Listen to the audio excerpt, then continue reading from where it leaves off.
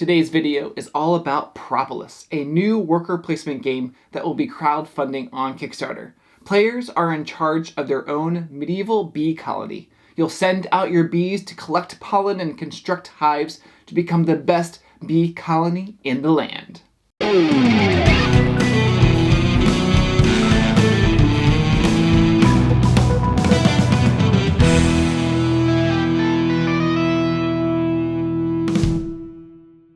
Thank you for joining me here at Tantrum Mouse Studio D. I'm Kevin Delp. Propolis is a worker placement engine building game for 1 to 4 players that takes about 30 to 45 minutes to play.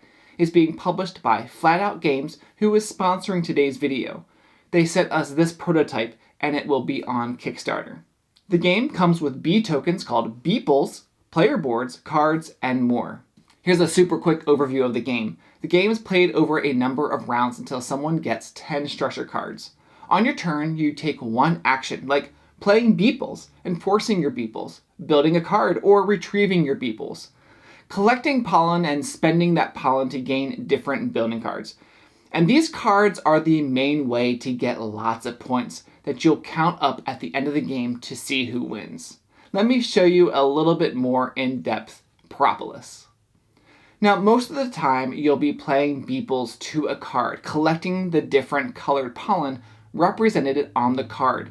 You could lay 2 different beeples down and regain the rewards. When a row has at least 1 bee on each card, you'll immediately check for majority. The player who placed a bee on the last remaining card gets a wild resource, but whoever has majority gets all their bees back from that row. Standing bees count as 1, but fortified bees, those laying down, count as 2. So if you plan it right, you can be efficient with your bee management so you don't have to take a turn to retrieve your bees. Another thing you could do on your turn is purchase a card.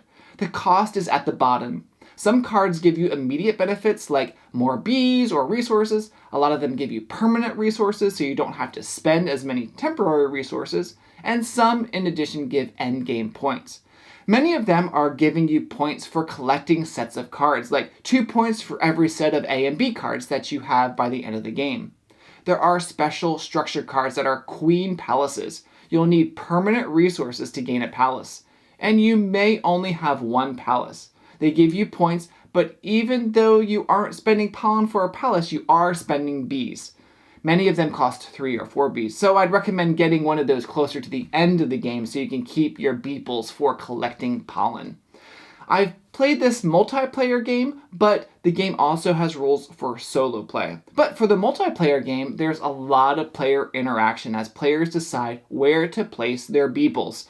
You may be going after certain color pollen, but you'll need to be careful because if you spread yourself too thin, you'll have to take a whole turn to retrieve your bees back. But if you can plan correctly, you can gain the majority on a row and get your bees back automatically. Another interaction players can have is the purchase of the structure cards. You could get a card before someone, or someone might get it before you. These cards are a hot commodity as players are going for sets they need or maybe permanent colors they want. Now, the resources, those different color pollen, are not all equal. On your player board, there are fewer spaces for pink and purple and more for yellow and orange. This is connected to the number of spaces on the different pollen cards. There are yellow cards that have 4 spots available. Some orange cards have 3, and many of the cards have yellow and orange pollen spots on them. But there are very few cards with pink spots and purple spots. Actually, only 12 total cards with pink and only 6 cards with purple. One way around this, as you play, are the swapping color spots on the cards. You can send your bees to these spots to change one color for another. The other kind of spot you can land on is get another bee.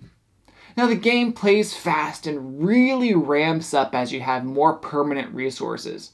I remember one game where we were going around the table and most people had 6 or 7 structures, and then 3 rounds later the game was over because one player was able to purchase a structure every single turn. Because once a player gets 10 structures, that triggers the end. You finish the current round and then you count up points to see who wins. Now, if you enjoy worker placement engine building games with a cute theme, then check out Propolis from Flatout Games. And check out our other video called Point Galaxy that will be the other game for their crowdfunding campaign. Let me know down in the comments if you played other games that have bees in them.